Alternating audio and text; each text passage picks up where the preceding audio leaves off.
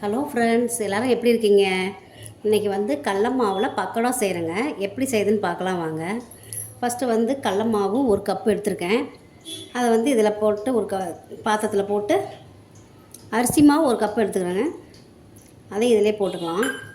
மிளகாத்தூள் கொஞ்சம் போட்டு கலருக்கு கொஞ்சம் மிளகாத்தூள் போட்டுக்கலாங்க.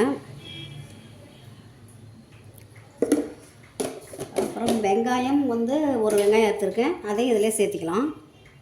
எல்லாமே மிக்ஸ் பண்ணி வந்து பெருங்காயத்தூள் கொஞ்சம் போட்டுக்கலாம்பா பக்கோடாவுக்கு. அரிசி மாவு கொஞ்சம் போட்டிருக்கேன். கடல மாவு 1 கப்பு. பச்சை மிளகாய் 1 போட்டுக்கிறேன்பா. கருவேப்பிலை தலை இதிலே போட்டுறேன். இப்போ சால்ட்டு கொஞ்சம் அதில் போட்டு பிணைஞ்சிக்கலாம் நல்லா.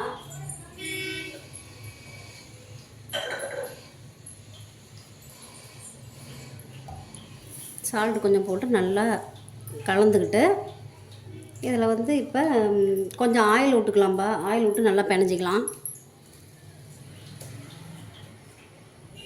வெங்காயம், பெருங்காயத்தூள், கருவேப்பிலை தலை, அரிசி மாவு, கடல மாவு அது அதில் ஒவ்வொரு கப் எடுத்துருக்கேன். இப்போ கொஞ்சம் இதில் ஆயில் விட்டுக்கலாம். ஆயில் கொஞ்சம் விட்டு அப்படியே பிணைஞ்சிக்கலாம். பிசைஞ்சு கொஞ்சம் லைட்டாக தண்ணி கொஞ்சம் தெளிச்சிக்கலாம்.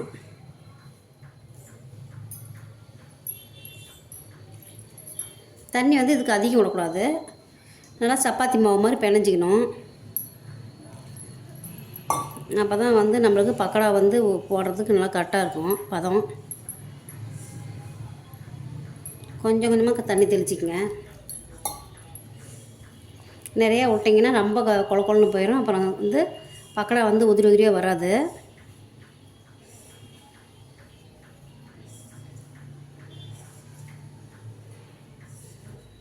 இது ஒரு ஈவினிங் ஸ்நாக்ஸ் மாதிரி பசங்களுக்கு கொடுக்கலாம்.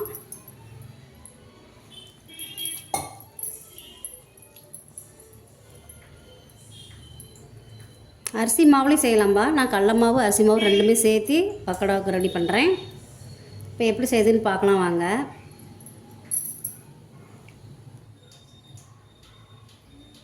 பாருங்கள், நல்லா பிணைஞ்சிட்டேன். சப்பாத்தி பதத்துக்கு பிணைஞ்சிட்டேன்.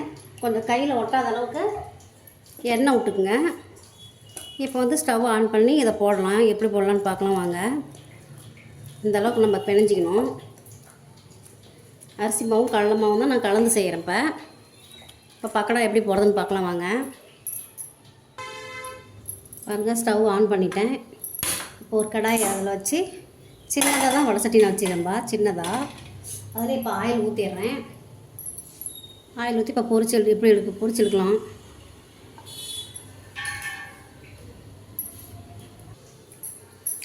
பாருங்கள், நல்லா எண்ணெய் காஞ்சிருச்சு. நம்ம இப்போ சின்ன சின்னதாக போடணும். பெருசாக போட்டால் நல்லா வேகாது. சின்ன சின்னதாக இந்த மாதிரி போடுங்க பக்கோடா.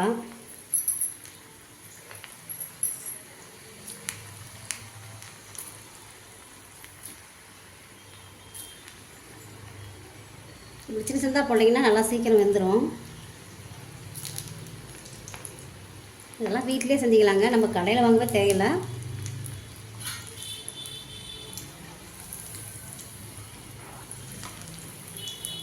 நல்லா செவந்து வந்தோடனே நம்ம எடுத்துடலாம். பொன்னிறமாக வந்தோடனே வெந்துருச்சுன்னு அர்த்தம். அப்போ எடுத்துடலாம் நம்ம.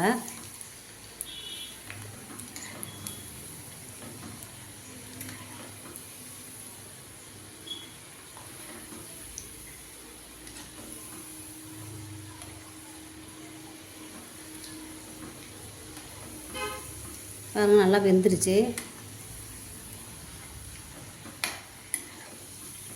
இது மாதிரி செஞ்சு பசங்களுக்கு கொடுங்க. பாருங்கள், சாப்பிட்டுக்கோங்க.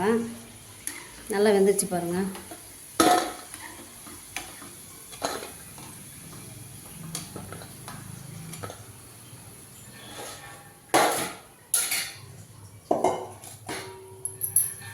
இந்த மாதிரி சின்ன சின்னதாக போட்டிங்கன்னா தான் நல்லா பிள்ளைங்க விரும்பி சாப்பிடுவாங்க.